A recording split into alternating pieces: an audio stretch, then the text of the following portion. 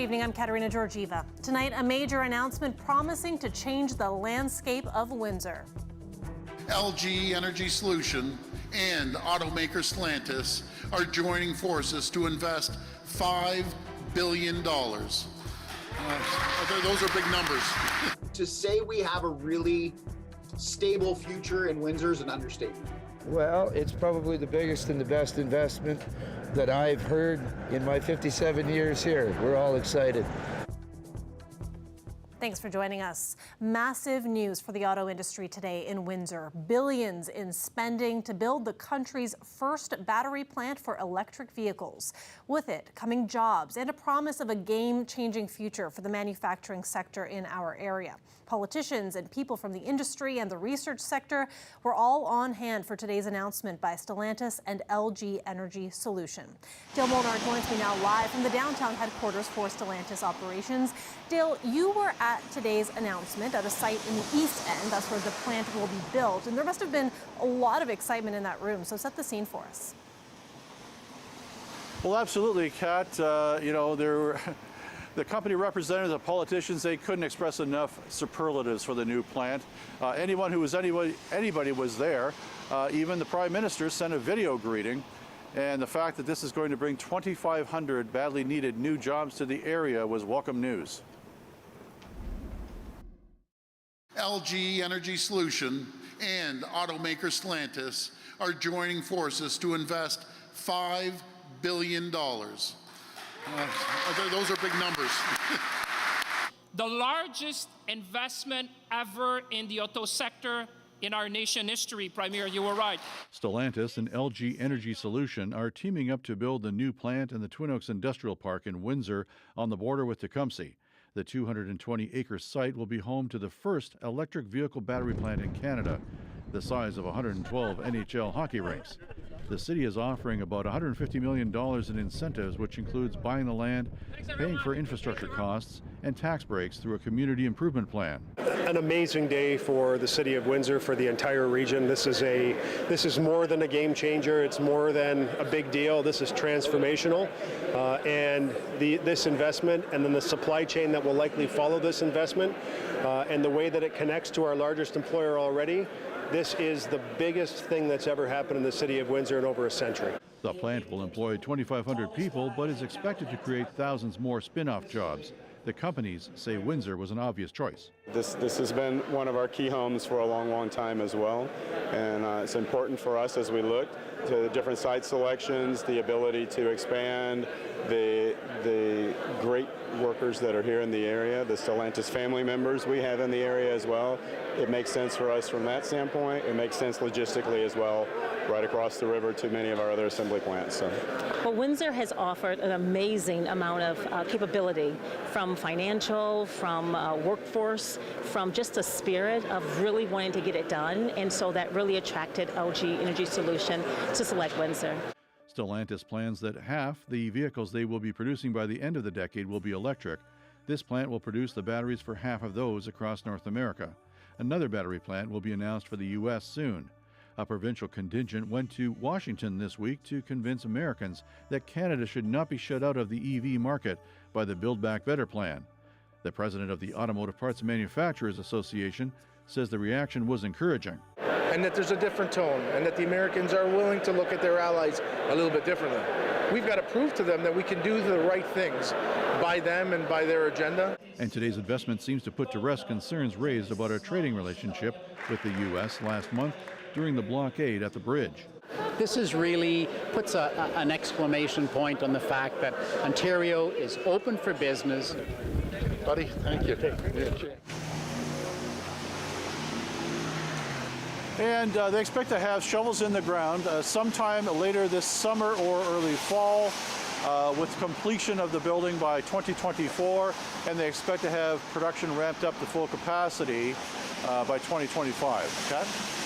And Dale, we know about what the city is contributing to this. So what about other levels of government? Well, right. The federal government and the provincial government are both contributing a lot of money. I asked that question at the news conference, but Premier Ford said he could only say it was in the hundreds of millions of dollars. He says they can't be more specific at this point, because they are in current negotiations to try to attract other battery plants, or at least another battery plant here to Ontario and in Canada, and they don't want to have all that detailed information out there that could jeopardize the negotiations. Katerina? Thanks for this, Dale. CBC's Dale Molnar live for us tonight. And the news has folks across the city buzzing. Darren DeCarlo spoke with auto workers and other locals about what's to come. I think that's huge. Not even just the people who would be hired, the manpower required to do that, but just logistically, it'll be massive. You know what I mean? I think it's nothing but a great investment.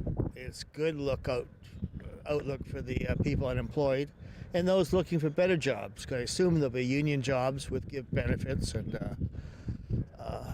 better place to work. It was announced today, $5 billion, 2,500 new jobs. What does that mean? Fantastic news for our junior members, for Essex County and Windsor residents and staff and businesses. It's a future for our city. It's great. Well, it's really interesting to see turn of events, as Windsor Assembly Plant has gotten a lot of bad news over the last few years. Losing the third shift, losing the second shift, wasn't looking good. And then all of a sudden we see this huge investment, huge turnaround. It's good to see. Well, it's probably the biggest and the best investment that I've heard in my 57 years here. We're all excited. It's a pivot, and it's amazing how fast they did it. I've got 3 generations in this building whatever, but now the future looks pretty good. We'll have more analysis on what this means for our city coming up in the show. I'll be speaking with an auto expert later on. But first, let's turn to other local news. CBC has obtained an internal memo sent to Windsor police staff shedding light on the chief's sudden retirement. Late yesterday, it became public that Pam Mizuno will be retiring as police chief in just 8 days. The CBC's Jason Vio continues to follow this story for us and joins us live in studio with more. Jason, what have we learned from this internal memo? Well, it gives people a glimpse inside the mind of Pam Mizuno and why she says she's retiring so suddenly. Mizuno says her decision to retire now and do it 2 years before the end of her 5-year contract with the Windsor Police Service has a lot to do with family. Here's some of what she told staff internally in that email. She says, "This decision has weighed heavily on me for quite some time as I sought to balance both my personal and professional life. At this point in my life, my attention is drawn primarily to my family, and I cannot commit the time that I feel is merited to fulfill my duties as chief of police." Now, in that memo, Mizuno also says her children are excited that she will get to spend more time being there as they grow up. Mizuno became the police chief in 2019, and it was announced at a local school alongside her 2 daughters. We requested an interview with Mizuno again today, but we did not hear back. Jason, yesterday, Windsor Mayor Drew Dilkens was not available to speak with us on Mizuno's retirement. So is he saying anything today? Yeah, so we did catch up with him at the battery plant announcement today. He's also chair of the Windsor Police Services Board, so he helps provide oversight for the service. He had a hand in selecting Mizuno and will have a big role to play in determining the next permanent chief. And given that her retirement is so unexpected and comes less than 6 weeks after that blockade at the Ambassador Bridge, we asked him if her retirement had anything to do, rather that had anything to do with her retirement, and here's his response. Not at all. Not at all. Listen, I think it's fair to say that the last 2 years during the pandemic have been difficult for a lot of folks. And everyone handles it a different way. And you know what? Some people have reflected back, and we've seen people say, you know what? I'm going to move back to Windsor from the GTA because my life is better here. They're making life decisions based on the experience that they've gone through. In this case, you have a chief of police who made a decision to retire. She's very close to the date that she needs to get to.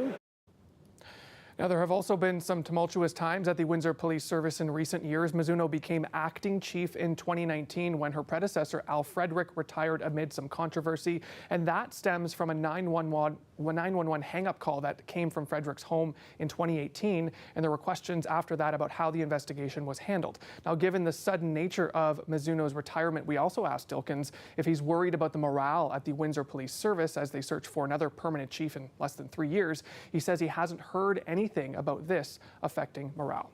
Thanks for this, Jason. CBC's Jason Vio live in studio for us tonight. After an investigation into former Unifor National President Jerry Dias, the union says he's been charged with breaching the code of ethics, going against his obligations in an interaction with a third-party supplier.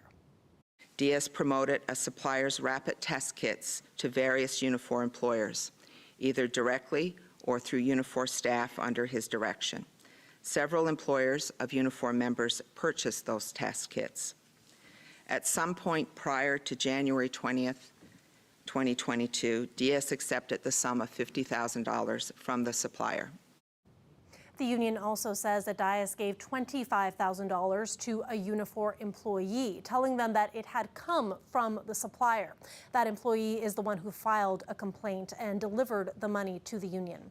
Unifor will now hold a hearing on the matter. And just before the findings were announced, Dias issued a statement saying that he's entering a rehab facility. He said, quote, "It's hard for me to say this, but my coping mechanism has been painkillers, sleeping pills, and alcohol. These factors have impaired my judgment in recent months, and I owe it to our members to seek the treatment I need." Dias had announced his retirement earlier this month, just before the investigation was made public. And let's turn back now to the electric vehicle battery plant news of the day. What does this mean for Windsor moving forward? For analysis, I spoke with Greg Layson with Automotive News Canada. I mean, just from the standpoint that it is the single largest automotive investment in Canadian history. I mean, say that out loud. That is massive. And the other thing about this is it's not about the past. We are now hitching Windsor's cart to the future. This is not necessarily new technology, but new mass-produced technology that's never been done in Ontario before. So when you factor all that in, there has arguably never been a bigger announcement in Windsor, Ontario, or Canada when it comes to automotive than this one today. And believe me, the minivan probably isn't going anywhere anyway. It's always going to be there. So to say we have a really stable future in Windsor is an understatement.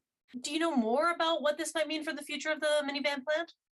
Well, what we're being told is that there is going to be a new vehicle produced in Windsor in 2024, toward the end of that year. And what we learned today was that the battery plant is going to be up and running in early 2024. So just do the math. One would have to assume the batteries that are going to be built in Windsor will supply a factory in Windsor, at least to start.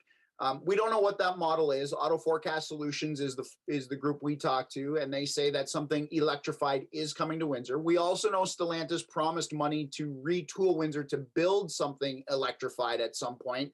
That was part of the last contract negotiations. So there is something electric coming to Windsor, and they're building batteries in Windsor, so they're going to go hand in hand. Do you think people are ready to buy these vehicles? They are ready to buy these vehicles in certain jurisdictions. British Columbians are ready to buy electric vehicles. Quebecers are ready to buy electric vehicles. Why? Because there are significant provincial incentives in those provinces. When the incentives are there, people will buy. And we saw that in Ontario when Doug Ford's government nixed the electric vehicle incentives, sales fell off a cliff and they haven't recovered. And I'm talking electric vehicle sales.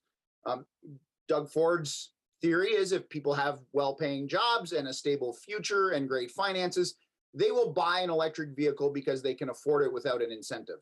We haven't seen that come to fruition yet.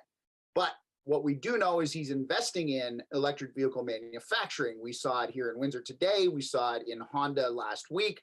So we're going to see whether that works or not, because incentives will not be around forever, and automakers don't want them to be around forever. Automakers want to get to the point where they make enough product to bring the price down at scale, and that's what we're looking for.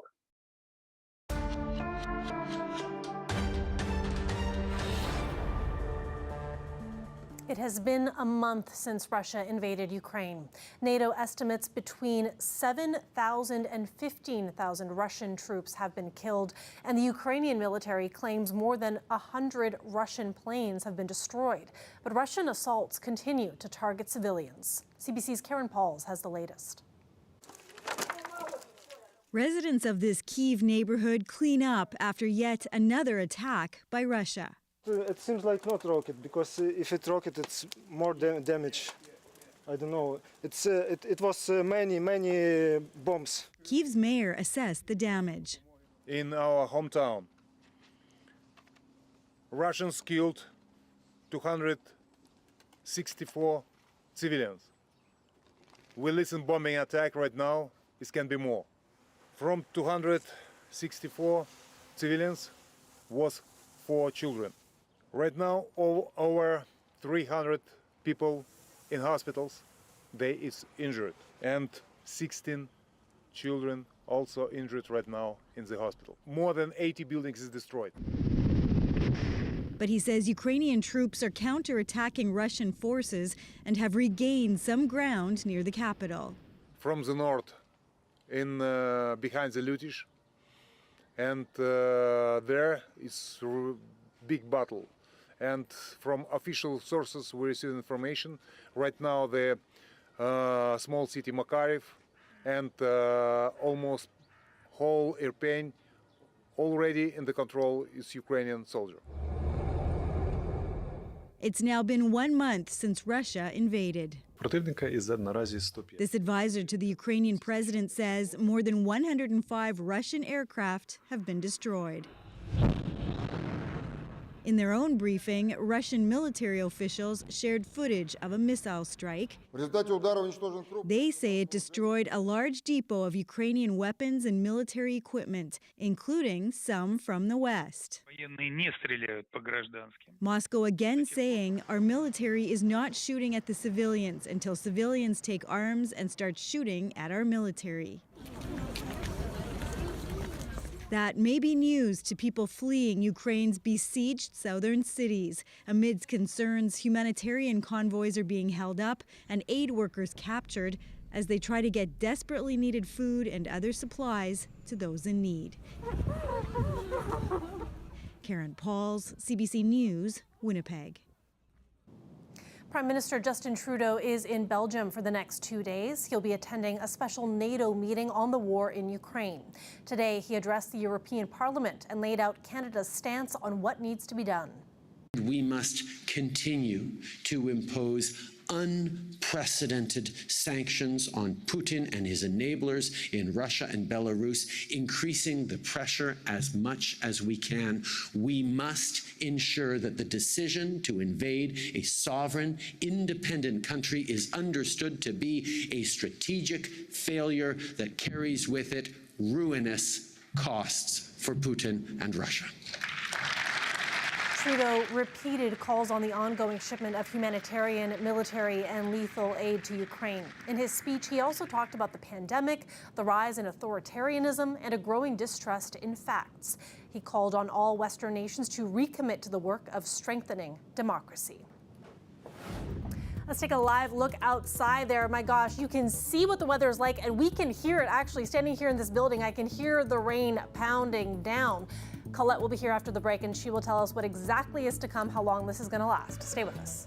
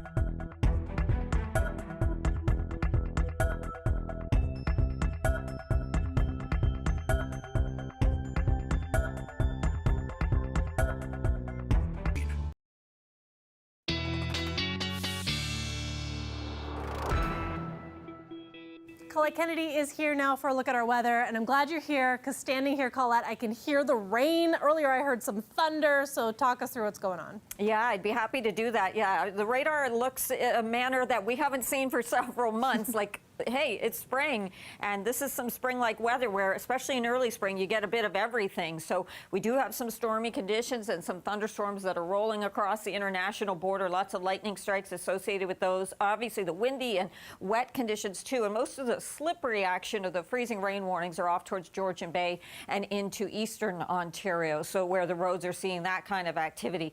Look at this. All these blue, there's so many that maybe it's hard for you to distinguish at home as they overlay each other. So those are all these lightning strikes coming right on through. We're seeing some coming across as well along the north shore of Lake Erie as they're coming in. And as they continue through the evening hours, we're going to have more of this activity. So locally, there will be spots with some heavier downpours just embedded with some of those storms.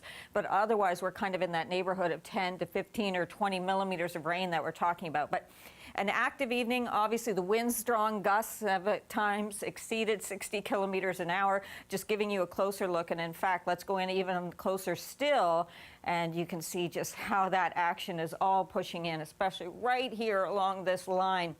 So give it another hour and that will be passed through, and then we'll start to see things kind of breaking up a little bit and getting more into this sort of scattered shower activity. So busy for the next hour and some of those heavy downpours there and strong gusts. So the current temperatures kind of tell a story here too. We're going to likely see these dipping down a bit as these storms come through, and then they'll come back up and kind of be nearly steady in this range of 4 to 6 degrees through the overnight hours, and then rising a little bit more into tomorrow. A look again at some of the rainfall accumulations, but in between here, I do believe that locally we'll see a few spots that are going to exceed 20 millimeters of rainfall. Now the wind's strong out of the east, but then shifting direction. By tomorrow morning, they'll start to come in around this from the southwest, still a little breezy, but not as gusty as tonight. Look at that, 30 to at times 40 or 50 kilometers an hour. And I also just want you to be aware of some pockets that we're going to be seeing of fog. So even into tomorrow morning, some visibility reduced in certain areas. Into Friday, still some scattered showers certainly possible. We'll see that Thursday. Friday at times, Katerina, that could even mix with a little bit of wet flurry activity as the temperature begins to drop down. Flurries, we're still using that word. And I'm showing you thunderstorms, and you know, it's, hey, March. What a you time. Thanks, Colette. You're welcome. When we come back, a Ukrainian musician's effort to help his country and his city of Kharkiv. Stay with us.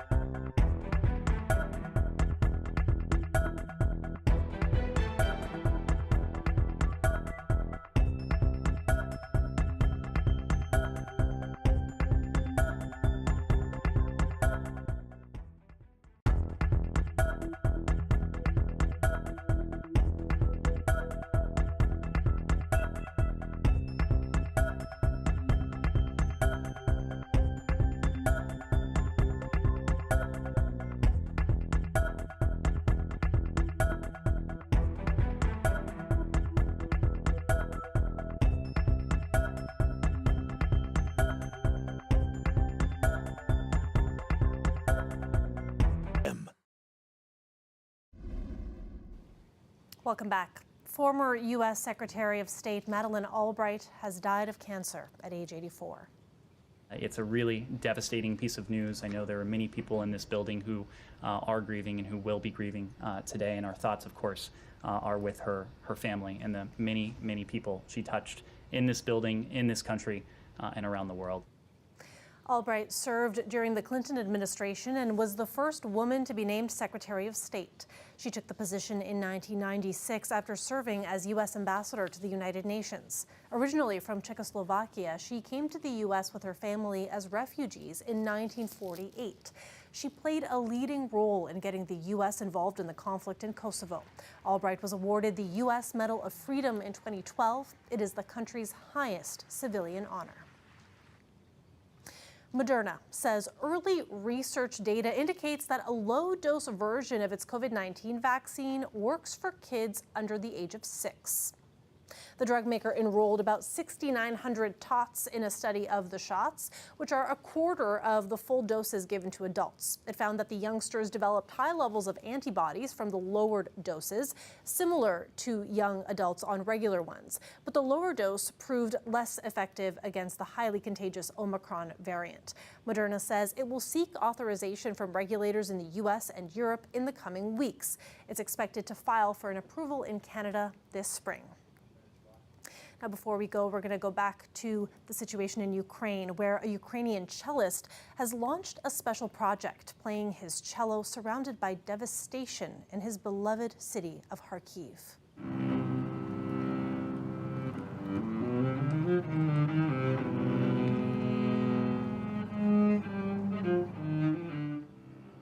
He's performing Bach's Cello Suite No. 5 in C minor. Kharkiv, a thriving city before the Russian invasion, has become nearly unrecognizable since the bombing started. The 30-year-old hopes to raise funds for humanitarian aid and to help rebuild and restore his city's architecture.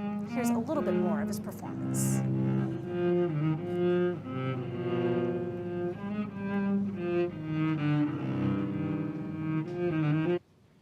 That is it for CBC Windsor News. Thanks for watching.